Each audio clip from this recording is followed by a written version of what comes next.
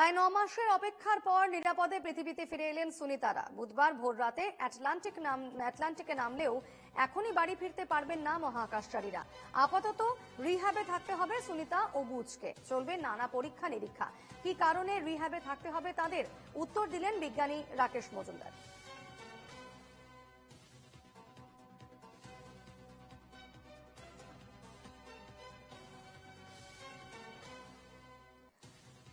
Birla industrial museum থেকে আমাদের প্রতিনিধি পৃথা দাশগুপ্ত তিনি কথা বলেছেন বিজ্ঞানী রাকেশ মজুমদারের সঙ্গে। কি বলছেন তিনি, তাদের কথোপকথনে কি জানতে পারছি আমরা, শুনুন। দেখো, স্বাভাবিকভাবে গোটা বিশ্ব যেটার জন্য অপেক্ষা করছিল সেটাই কিন্তু হয়েছে এবং ভারতীয় সময় যেটা জানা যাচ্ছে 3:27 কিন্তু ফ্লোরিডার যে সমুদ্র রয়েছে সেখানে অবতরণ করেছেন সুনিতা উইলিয়ামস। ঠিক পুরো পদ্ধতিটা কি সমস্যা হতে পারতো, কি বাধা হতে পারতো আমি জানবো। আমার সাথে রয়েছেন সায়েন্টিস্ট রাকেশ মজুমদার, আমি সরাসরি তার সাথে একটু কথা বলবো।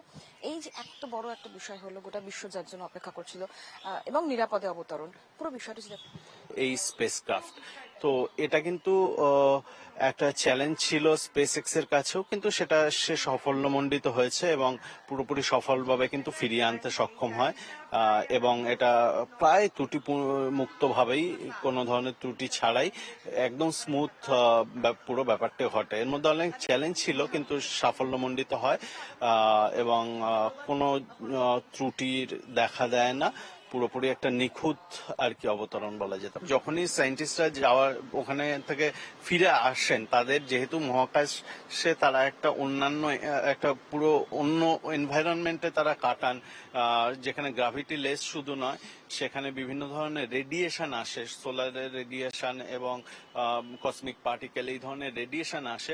সুতরাং তারা যেহেতু ওখান থেকে কোনো ফরেন পার্টিকেল ক্যারি করে আনছেন, যেটা আবার ট্রান্সমিট হতে পারে এখানে অন্যদের মধ্যে, সেটা নিশ্চয় করতে যে তারা কোনো ফরেন কিছু জীবাণু সেটা বহন করে আনছেন না, আনলেও সেটাকে অ্যান্টিবায়োটিক বা সেই ধরনের ওষুধ দিয়ে সেটাকে নিশ্চিহ্ন করে তারপর তারা যাতে ইন্টারাকশন করতে পারে বাকি সোসাইটির সঙ্গে, সেটা টেক কেয়ার করা। রাকেশ মজুমদার তিনি যেটা বললেন যে প্রতিবন্ধকতা তো অনেকটাই ছিল, কিন্তু এবং কল্পনা চাওলার যে বিষয়টা আমরা দেখেছি সেই জায়গা থেকে শিক্ষা নিয়ে কিন্তু আজকের এই অবতরণ এবং এটা গোটা বিশ্বের কাছে একটা স্বাভাবিকভাবে একটা গর্বের দিনও বটে।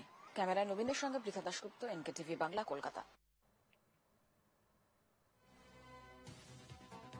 আমরা শুনছিলাম বিজ্ঞানী রাকেশ, তিনি বলছিলেন যে কিভাবে এই সফল অবতরণ সম্ভব হয়েছে এবং স্বাভাবিকভাবেই এই সফল অবতরণের পর বিশ্বজুড়ে আনন্দ উচ্ছ্বাস, গোটা দেশের মানুষ উন্মাদনায় ফেটে পড়েছেন। কারণ প্রায় 9 মাস পর, একেবারে 286 দিন বলা যায়, 286 দিন পর পৃথিবীতে ফিরে এলেন সুনিতা উইলিয়ামস এবং বুচ উইলমোর।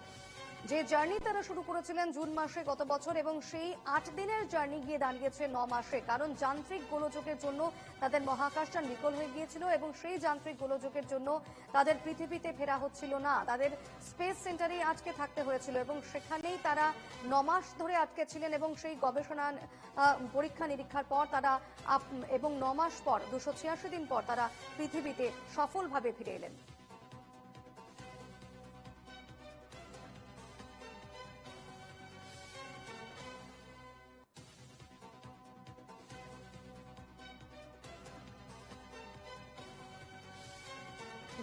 যে জার্নি তারা শুরু করেছিলেন একেবারে 8 দিনের জন্য গত জুন মাসে, সেই জার্নি তাদের 8 দিনের জায়গায় 9 মাসে গড়িয়ে যায়। কারণ যান্ত্রিক গোলযোগের জন্য তাদের মহাকাশযান ফিরতে পারেনি, ফলে তাদের স্পেসেই আজকে থাকতে হয়। এবং সেই 9 মাস পর যখন সুনিতা উইলিয়াম এবং বুচ উইলমোর পৃথিবীতে পা রাখলেন, গোটা বিশ্বজুড়ে আনন্দ উল্লাস শুরু হয়ে যায়।